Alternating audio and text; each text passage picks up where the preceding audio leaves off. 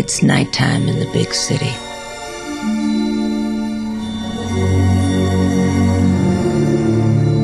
A woman goes through her husband's pockets while he sleeps. Everyone's either asleep or in the emergency room. It's Theme Time Radio Hour with your host from coast to coast, Bob Dylan. Call Me Ishmael. Thus begins the famed novel of monomania, whale hunting, and political allegory. But having a great beginning is not enough. Luckily, Herman Melville also had a great ending for Moby Dick. The middle was pretty good as well. That's why it stood the test of time. Today on Theme Time Radio Hour, we're going to look at those three stages of being: the beginning, the middle, and the end. As Winston Churchill put it, now is not the end. It is not even the beginning of the end, but it is perhaps the end of the beginning. So we're going to start things off with a bang, get up to a flying start. We're going to go right down the middle, not find ourselves in the middle of nowhere, and we're not going to stop till we get to the end of the line. And it all starts right here. Anita Bell Coton changed her name to Anita O'Day. We recommended her autobiography, and if you haven't gotten it already, what are you waiting for? This is from the first album she recorded for Norman Granz. This is years after she left the Gene Krupa Band, and she was working as a single. This song was introduced by Bob Hope, who sang it to Eve Arden in the Ziegfeld Follies of 1936. As Anita and the Vernon Duke R.H. Gershwin classic, I Can't Get Started. I'm a glum one, it's explainable. I've met someone unattainable. Life is a bore, the world is my oyster, no more. All the papers where I led the news with my capers now will spread the news. Superwoman turns out to be flash in the pan. I've flown around the world in a plane.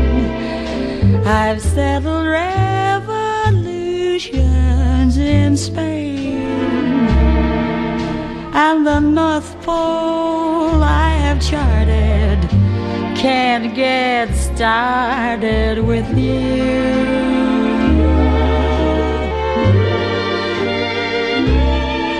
On a golf course, I'm under par, and all the movies have asked me to star. I've got a house that is a showplace, can't get no place with you. You're so supreme. Lyric I'd write of you, scheme just for the sight of you. How I dream both day and night of you. And what good does it do? In 1929 I sold short. Over in England I'm presented at court, but you've got me so downhearted, can't get started with you. When first we met, how you elated me, pet. You devastated me, yet now you deflated me till you're my I've sold my kisses at a bazaar.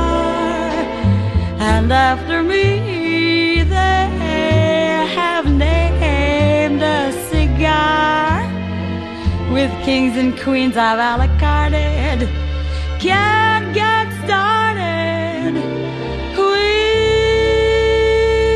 you.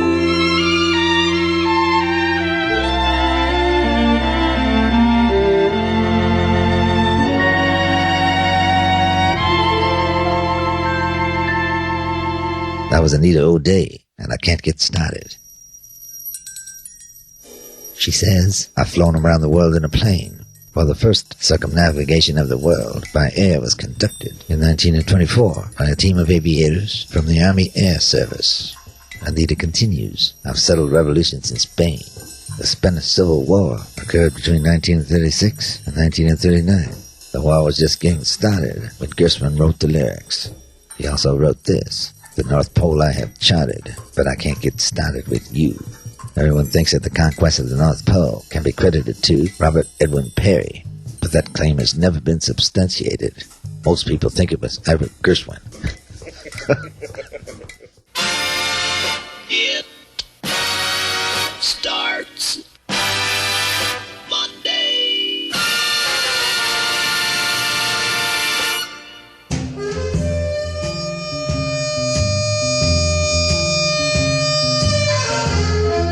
There's a strong tradition of great harmonica players in the Chicago area.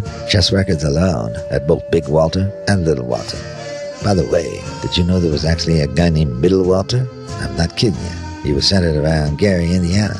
Johnny Littlejohn told me he gave him his name because he was a big fan of both Big Walter and Little Walter. I cut him when he was playing with Big Daddy Simpson and his son Melvin Simpson. That was the band. But we're not playing him here today. We're playing another harmonica player who was on Chess Records. This comes from his first session on the label. Here's Sonny Boy Williamson, and Don't Stop Me to Talking. I'll tell everything I know.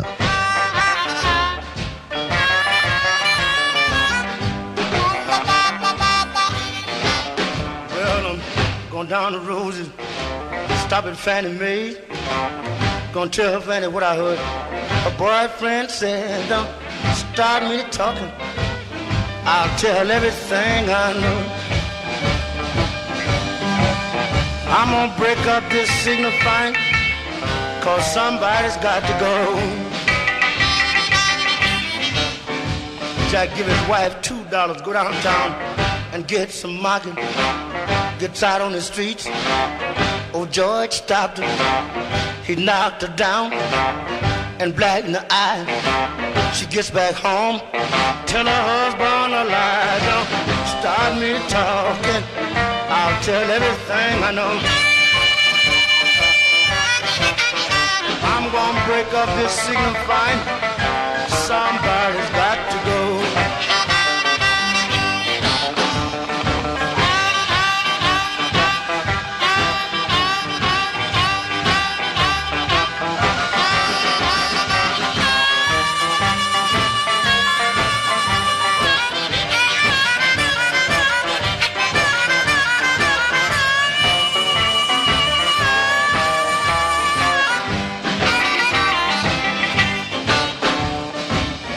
Borrowed some money, go to the beauty shop. She honked his horn, she began to stop. Said, take me, baby, around the block. I'm going to the beauty shop where I can get my hair side. Don't start me talking, I'll tell everything I know. Well, to break up the scene fine, oh, somebody's got to go.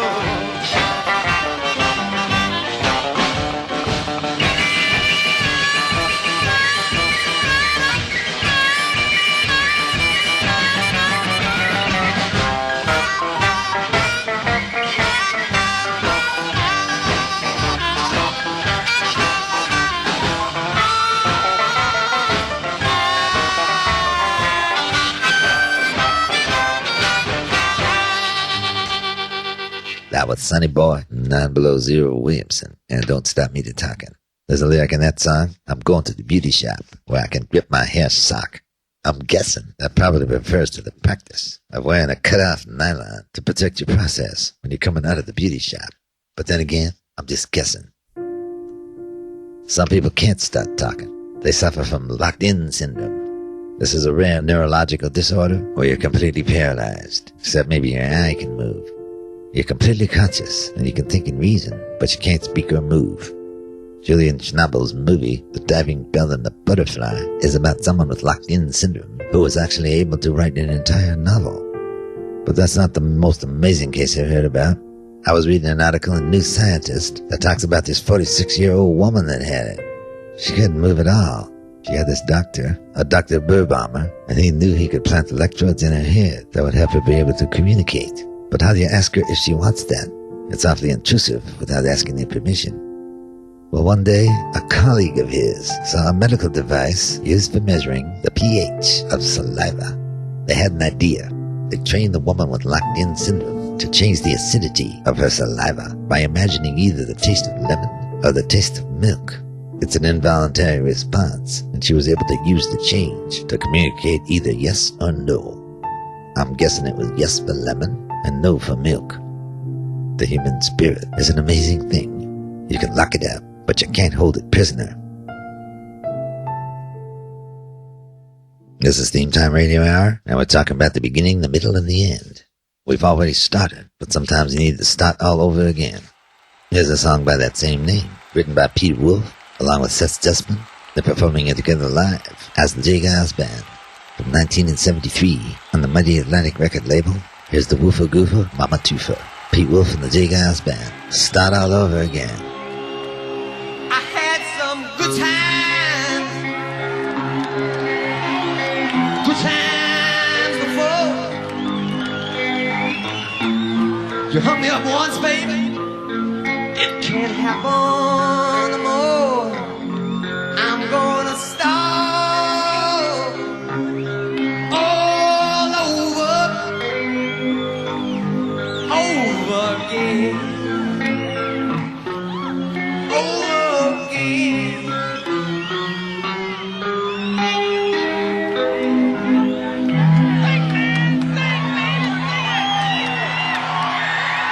You gave me love. I took your kiss. Sweet wine. Things that I miss. You made me lonely once before. I can't be lonely anymore. Over again. Over again. You know love comes on you, baby.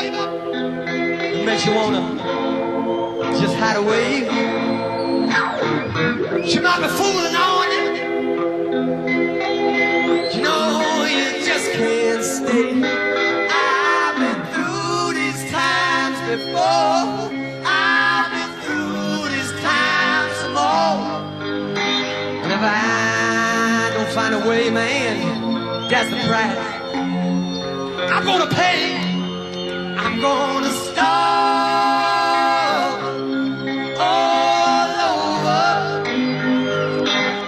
over again.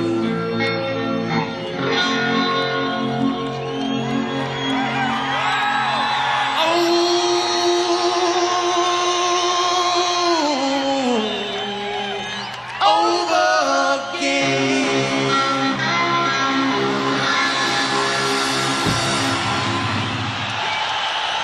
That was the J. Giles Band. Start all over again. You know, Pete was a disc jockey too. He worked at WBCN in Boston. He also went to the Museum of Fine Arts. His roommate was the filmmaker David Lynch. David Lynch thought Pete was weird. Imagine that.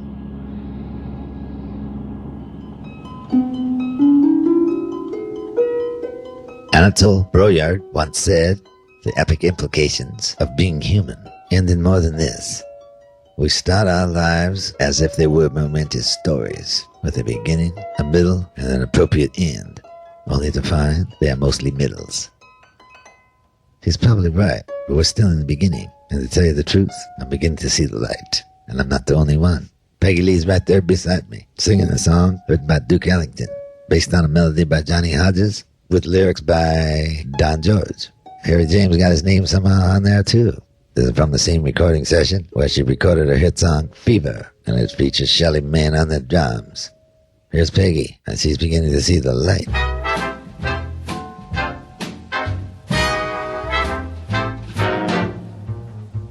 I never cared much for moonlit skies. I never winked back at fireflies. But now that the stars are in your eyes, I'm beginning to see the light. I never really went for afterglow or candlelight on the mistletoe. But now when you turn all the lights down low, I'm beginning to see the light. Used to ramble through the park, shadow boxing in the dark. Then you came and caused a spark that's a 4-alarm fire now.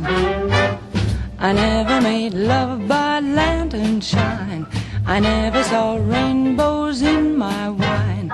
But now that your lips are burning mine, I'm beginning to see the light.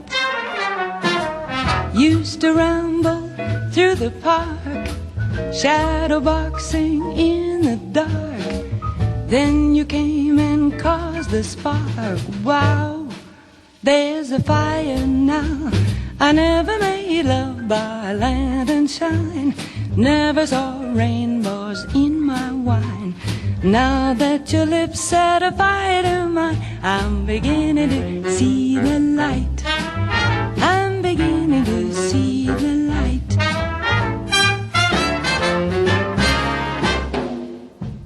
That was Peggy Lee. I'm beginning to see the light.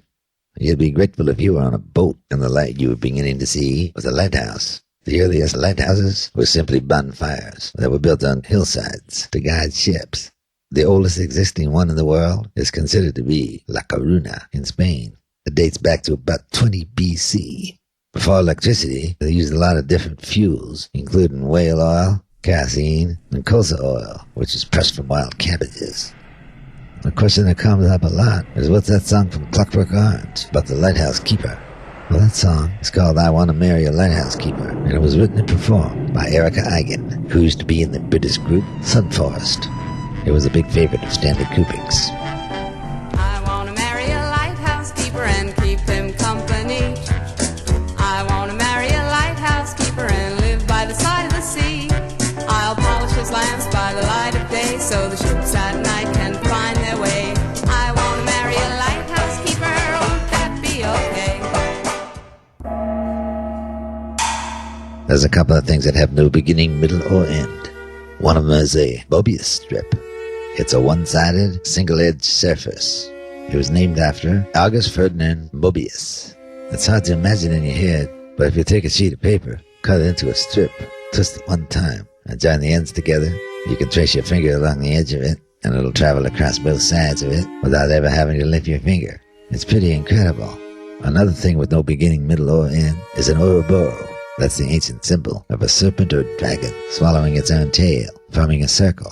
It's symbolic of the nature of the universe. The Ouroboros eats its own tail to sustain its life. It's the eternal cycle of renewal, creation out of destruction, life out of death. But we're getting a little too heavy here. Let's get back to the music.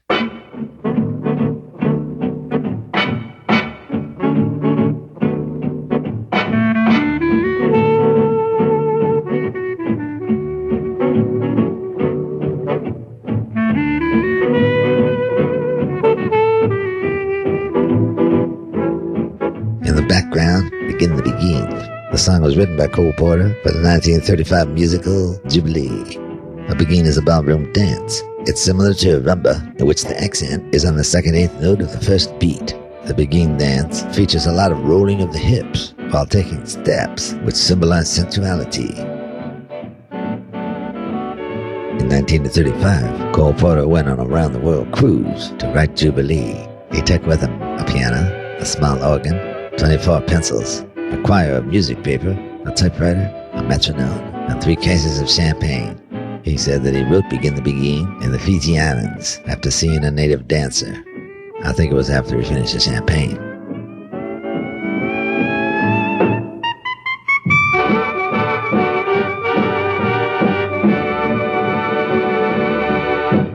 all, Kermit the Frog here, and today I would like to say a few words about the beginning, the middle, and the end. This is Theme Time Radio Hour. Started from scratch, so we're going to make ends meet and find that all's well that ends well. We're in the middle now, the halfway point. We usually think of our next artist as a piano-pounding boogie master, but I wanted to take a second to show another side of him, his deep blues side. The thing that mystifies me is every time I look him up, there's just one sentence that says, he had a nickname in Houston, the He-Man Martha Ray. I wondered how he got that nickname. Perhaps we'll never know. If you know, please contact us here. We'd like to find out. Here's Amos Milburn in the middle of the night. In the middle of the night, dreams of you keep coming back to me, and I'm wondering where can my love be? In the middle of the night, in the middle of the night, thoughts of you bring teardrops to my eyes. I keep praying for the sun to rise. In the middle of the night,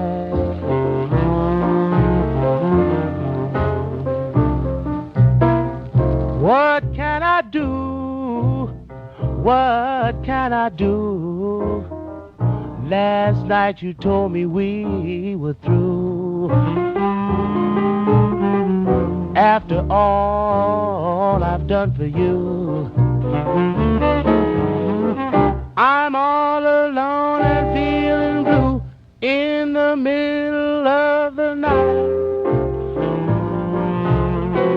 I keep longing for your tender kiss. How could you leave me all alone like this? In the middle of the night.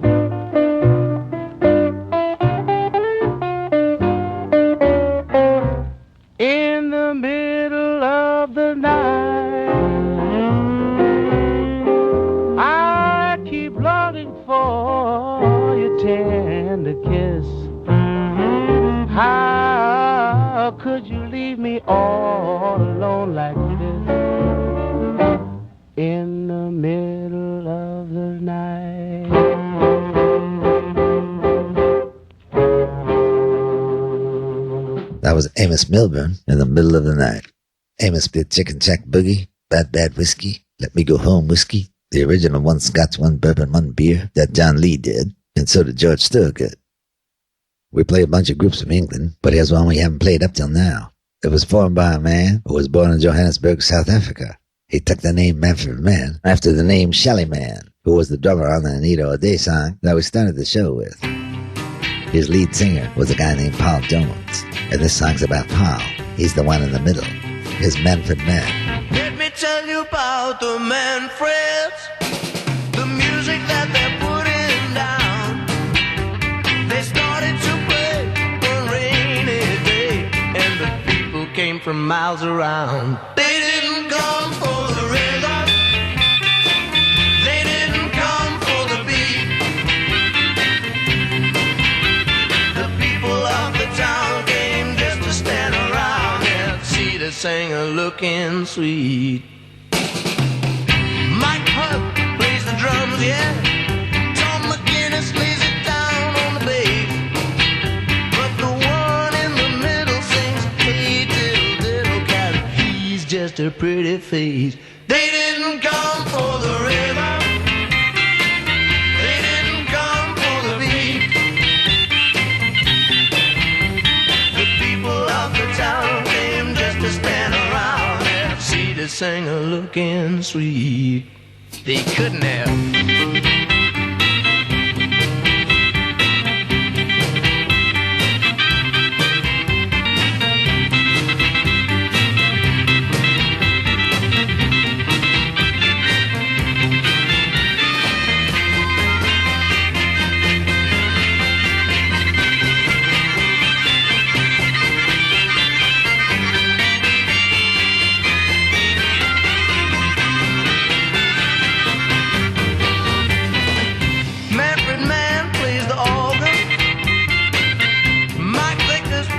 saw. And there's a geezer called Paul, who's so thin and so tall, and so wants to be a star. They didn't come for the rhythm, they did not come for the beat. Oh no, the people of the town came just to stand around and see the singer looking sweet. See the singer looking, see the singer looking, well, see the singer looking, watch me now. See the singer looking, oh yeah, see the singer looking, yeah, see the singer looking, sweet.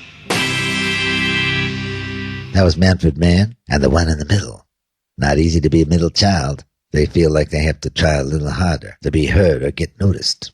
They feel they have no role in the family. They have neither the rights of the oldest nor the privileges of the youngest. They can feel unloved, left out. They can become discouraged and a problem child in order to gain attention. But it could turn out okay for them. Here are some famous middle children: Bill Gates, JFK, Madonna, Princess Diana, Richard Nixon, George Burns, and Bob Hope, who introduced I Can't Get Started in 1936 and later dated Martha Ray. Here she is, ladies and gentlemen, that latest glamour girl from the Paramount Studios. We take pride in bringing you that demure, alluring, bashful... Has he gone nuts? That seductive, sweet, captivating... He's wacky. That charming, lovable glamour girl... Miss Martha Ray! Sometimes you play a song for just one reason. The song has a lot going for it. It's got a swinging arrangement done by Benny Carter. The Ray lets sound great on it, and Ray sings his ass off. But the reason I like this record, it's got the best recorded finger snaps I've ever heard. Pick me a town in any clime where people like a rockin' time and stay awake both day and night till everybody's feeling good and right. Then throw me. I wanna be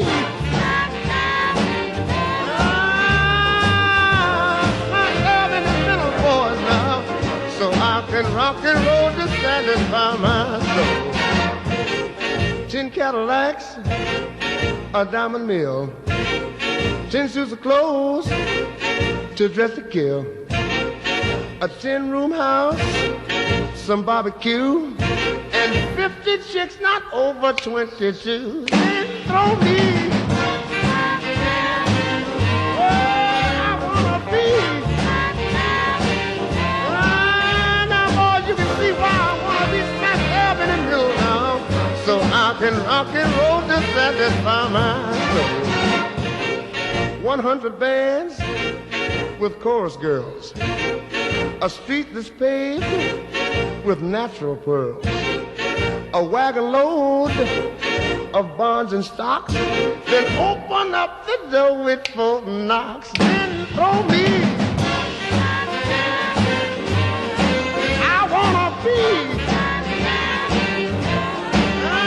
Now listen, boys, throw me smack down in the middle right now, so Ray can rock and roll to satisfy his soul.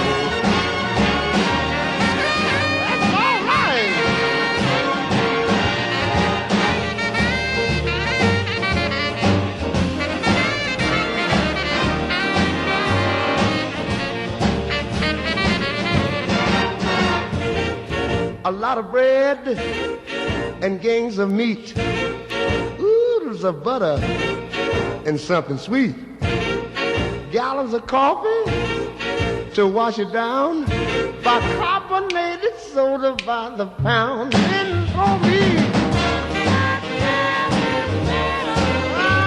picture it. Oh, roll me down, myself in the middle right now, so I can rock and roll to satisfy my soul. All right.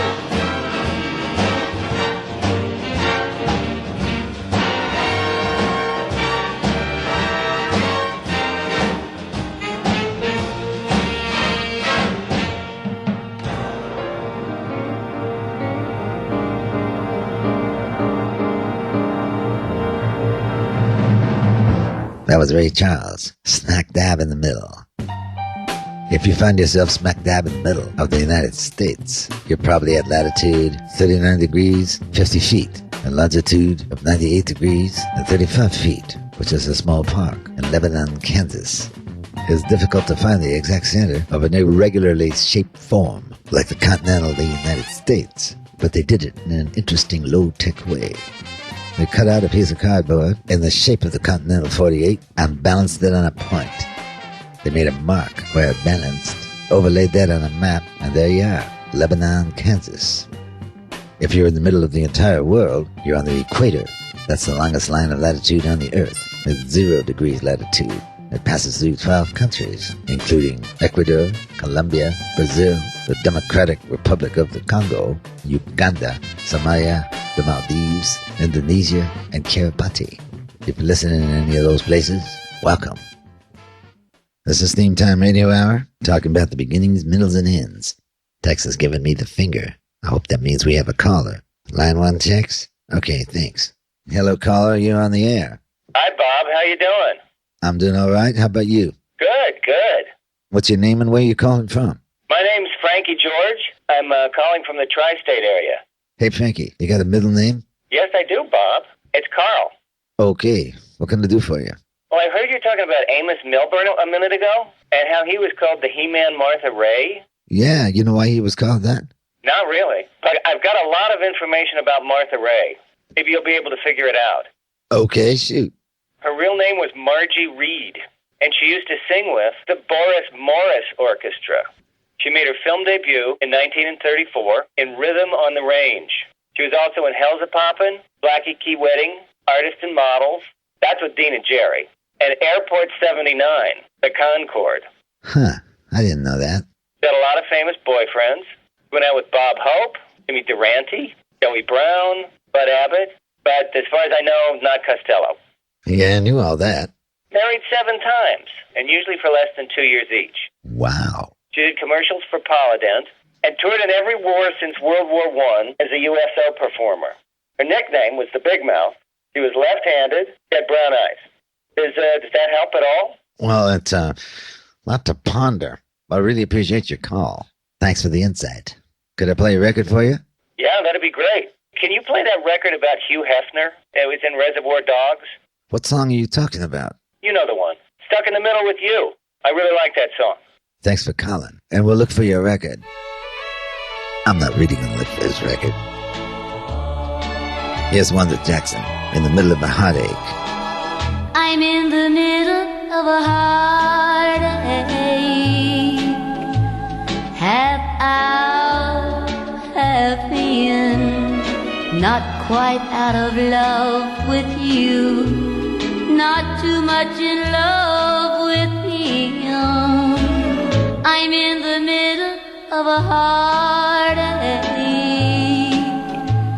halfway, half blue. Can't give all my love to him when I'm still in love with you. Just when I think that I've forgotten you, the memory of your love grows dim. That old pain starts again of wanting you more than I've ever wanted him. I'm in the middle of a heartache, part old, part new. Can't give all my love to him when I'm still in love with you.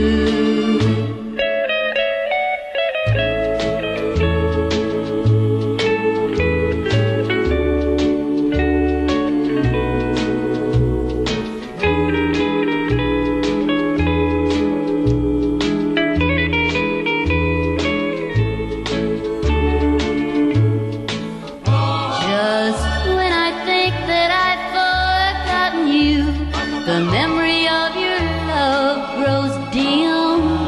That old pain starts again of wanting you more than I ever wanted him. I'm in the middle of a heartache,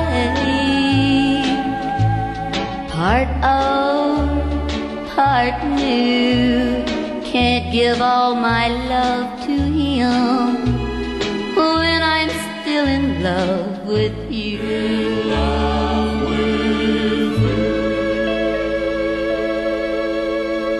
That was Wanda Jackson, in the middle of a heartache. She's known as a rockabilly singer, but she doesn't get enough credit for singing straight country. She deserves it, too.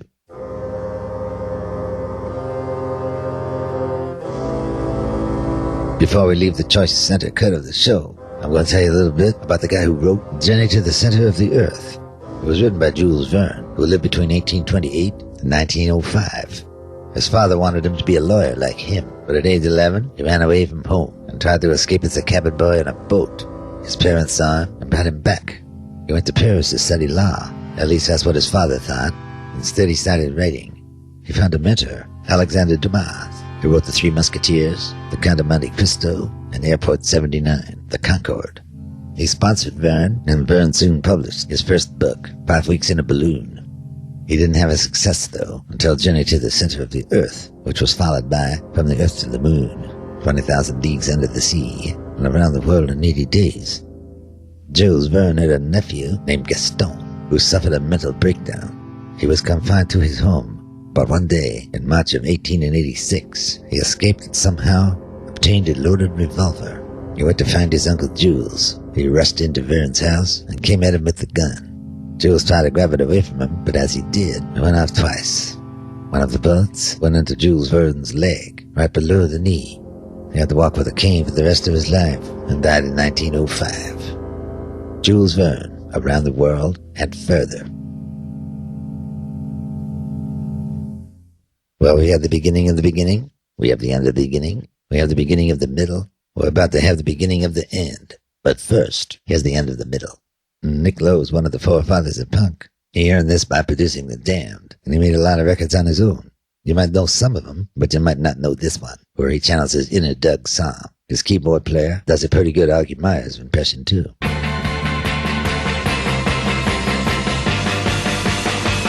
Here's Nick Lowe, half a boy and half a man.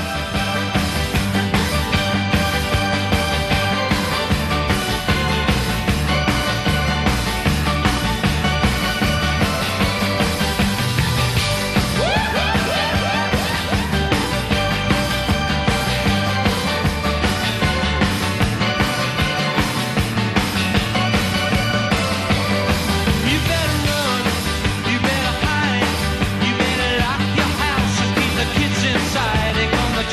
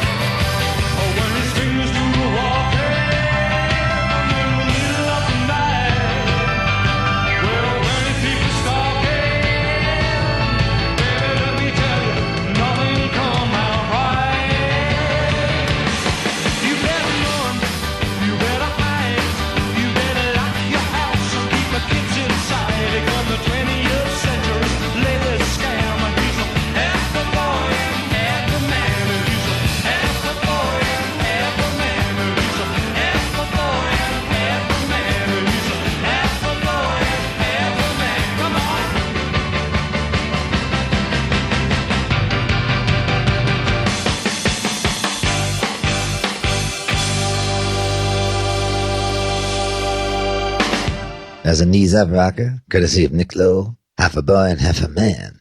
Had an awful lot to say there, and he didn't have to write a rock opera about it. While we're on the subject, you know, a popular exhibit in carnival sideshows was known as a half and half. These were attractions that claimed to be hermaphrodites, meaning that they had the sexual characteristics of both sexes, at least both sexes that were known at that time. Some of them did, and some of them didn't. Some of them would just exercise and tan one side of their body, so it was muscular and strong, leaving the other side pale and weak in comparison. They would put feminine makeup on the weak, pale side of the face and grow facial hair, if they could, on the strong side. They would wear half a men's suit and half women's wear. It was a very believable illusion, and some of the most famous were Josephine Joseph, Esther Lester, Leo Leola, Jean Eugene, Henry Etta, and the He-Man Martha Ray. If you'd like to know more about hermaphrodites, you need go no further than Jeffrey Eugenides' Pulitzer Prize-winning book, Middlesex. I read it because it was part of the Oprah Book Club. Well, here we are. We're in the shank of the program, approaching the finishing line. I can almost smell the burn, but I'm going to try to keep my eye on the ball and finish the show. This is Jimmy Rivard and his Oklahoma Playboys, sung by Fred Howard and Nat Vincent, recorded for the Bluebird label in 1937, 3 years before Jimmy retired to become a San Antonio police officer. Here he is with the Oklahoma Playboys. He knows there's something waiting for him at the end of the lane. I know there is somebody waiting in the house at the end of the lane. I know there is someone who loves me, and there I'll be welcome again. And someday my footsteps will lead me to that place I am longing to see. I know there a light will be burning in that window back home for me.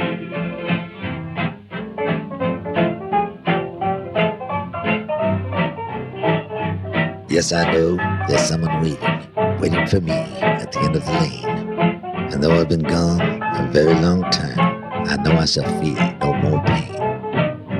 They wait for me by the door. I come on in with my feet so sore. They're all so glad, and so am I, as I come home to that cabin so high. I'm so glad to be home again, that little home at the end of the lane.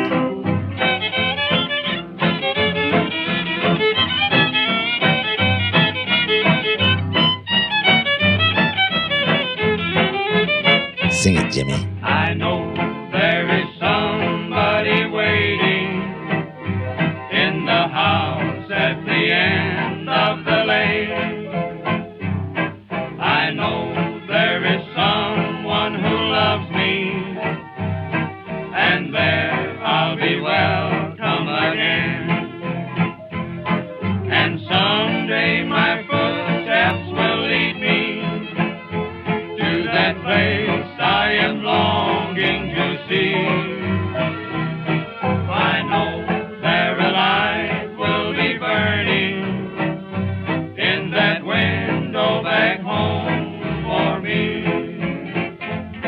That was the end of the lane. Jimmy Rivard and the Oklahoma Playboys here on Theme Time Radio Hour, going over the beginnings, middles, and ends. And you know, a story doesn't have to be long to have a beginning, middle, and end.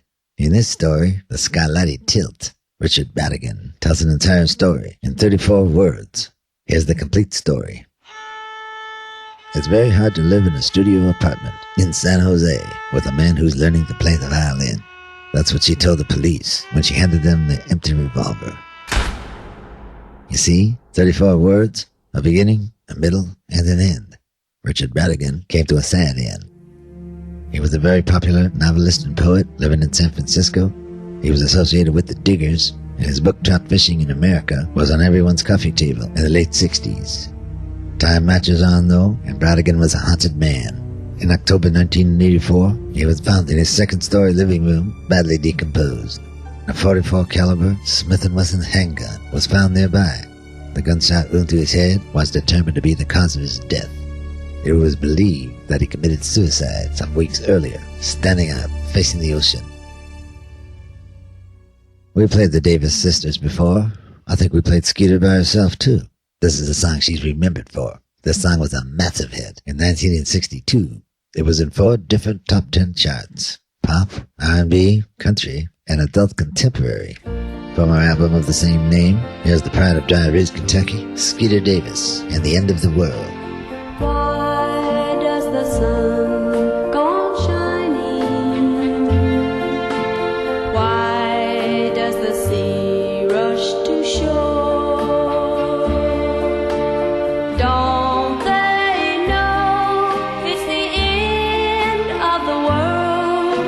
'Cause you don't love me anymore. Why do the birds go on singing? Why do the stars glow above? Don't they know it's the end of the world? It ended when I lost your love. I wake up in the morning and I wonder why everything's the same as it was. I can't understand, no I can't understand how life goes on the way it does. Why does my heart go on beating? Why do these eyes of mine cry? Don't they know it's the end of the world?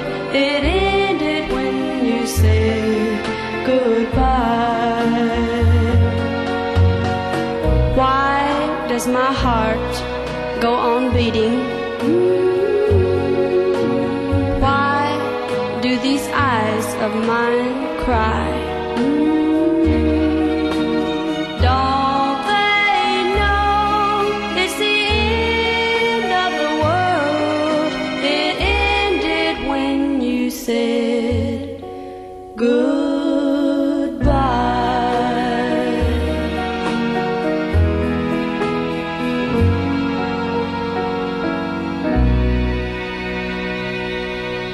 That was Skeeter Davis and The End of the World. Just about every culture has their own view of Armageddon, what's going to happen when the world ends. Some of the most interesting ones are the beliefs of Native Americans. For example, in the Paiute Indians, they believe that the white man's world, together with all their works, will roll up like a carpet to reveal once again, underneath it, the old Indian grandmother earth, teeming with buffalo, which would be hunted by dead native people, come to life again. That'd make a good movie. The Cheyenne Indians have a story of the giant pole that holds up the universe, and it's gnawed down by the great white beaver of the north, with the earth falling into a bottomless pit. I wonder what they were smoking. And of course in the Mayan calendar, which I don't need to remind you, has been pretty accurate so far. Everything stops dead in December of 2012, so I wouldn't make any long-term plans. Science might be on the side of the Mayans. According to Sir Martin Rees, astronomer royal and author of Our Last Century, humans only have a 50-50 chance of making it through the 21st century without serious setback. Good luck, everybody. I don't mean to bum you out. Maybe we should get back to some music. Uh-oh, this song's not going to cheer anyone up, but I gotta play it for you because it's a powerful song. It's Richard Thompson from 1974 and a song called The End of the Rainbow.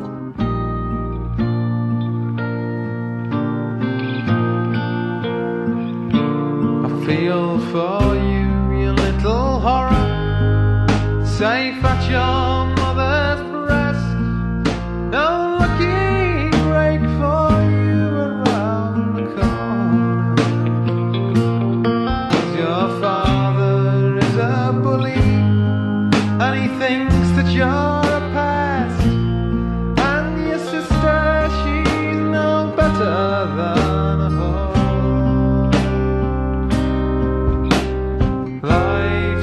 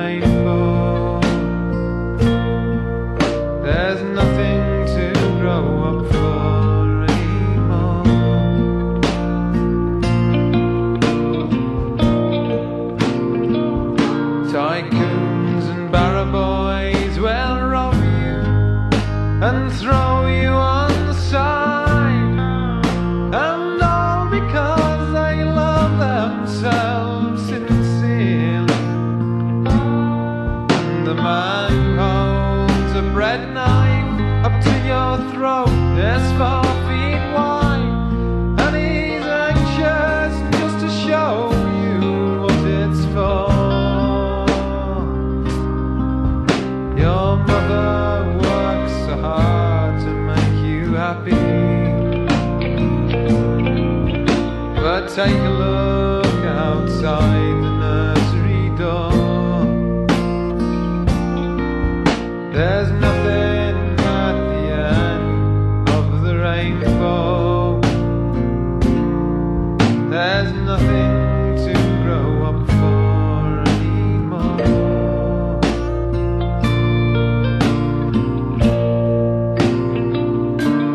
And all the sad and empty faces that pass you on the street are running in their sleep, all in a dream. Every loving handshake is just another man to beat. How your heart aches just to cut him to the core. Life seems so rosy in the cradle, but I'll be your friend, I'll tell you what's in store. There's nothing at the end of the rainbow. There's nothing to grow up for anymore.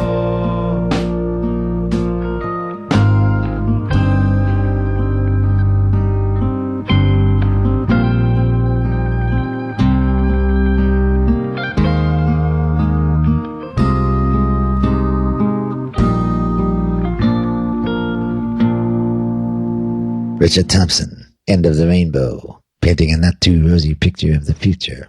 Your father is a bully and your sister's no better than a whore. No lucky break for you. Everyone thinks that the end of the rainbow is a pot of gold and a leprechaun.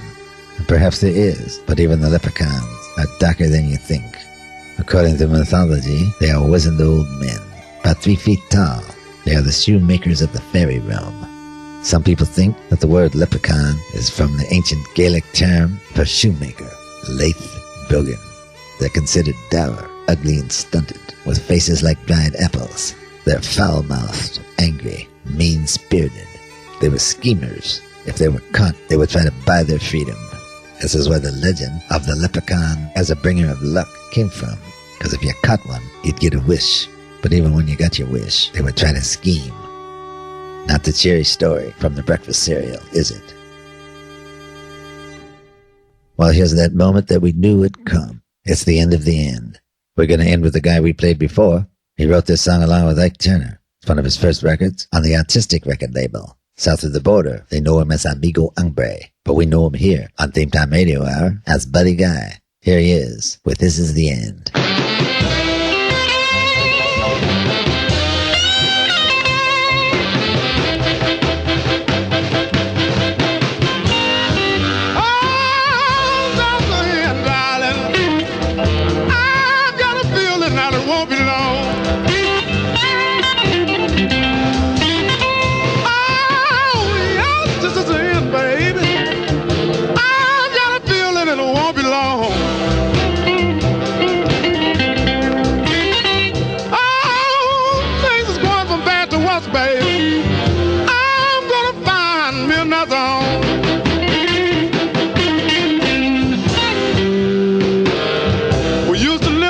One babe until you start running around. Oh, we used to live together at one, darling, until you start running around. Oh, you know you got too many irons in the fire, babe. I'm gonna leave and put you down.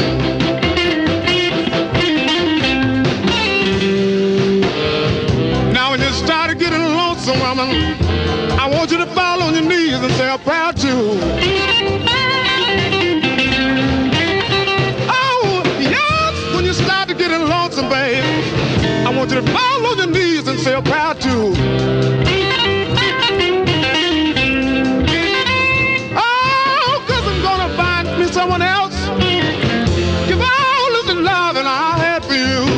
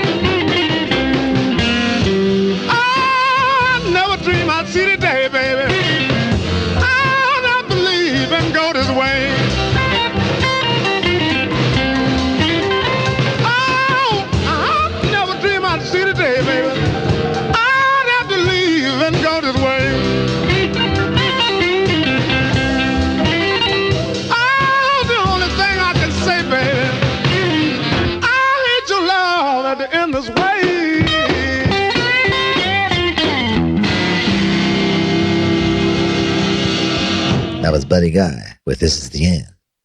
It is a far, far better thing that I do than I have ever done. It is a far, far better rest that I go to than I have ever known. That's how Charles Dickens ended his novel, A Tale of Two Cities. It's a pretty good ending, and I was going to use it myself, and I thought a poem by Robert W. Service might have a little more to it. This is called The End of the Trail. Life, you've been mighty good to me, yet here's the end of the trail. No more mountain, moor, or sea, no more saddle and sail. Waves a-leap in the laughing sun, called to me as of yore.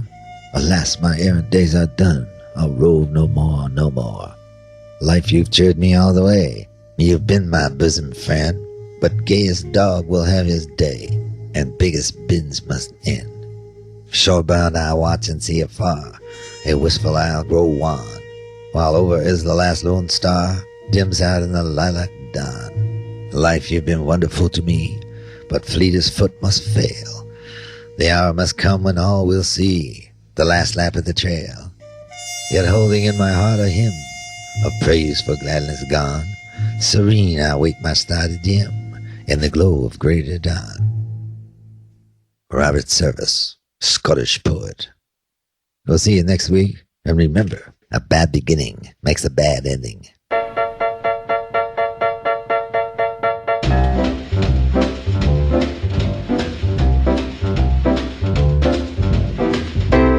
Thanks for listening to Theme Time Radio Hour with your host, Bob Dylan. Produced by Eddie Gorodetsky, and the associate producer is Anita Fitzgerald.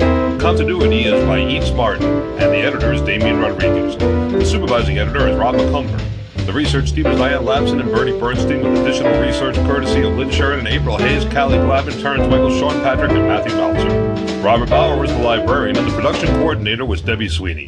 Special thanks go out to Randy Azrati, Coco Shinomiya, Simpson's Diner, and Lee Abrams. Tex Carbone was our director of studio operations.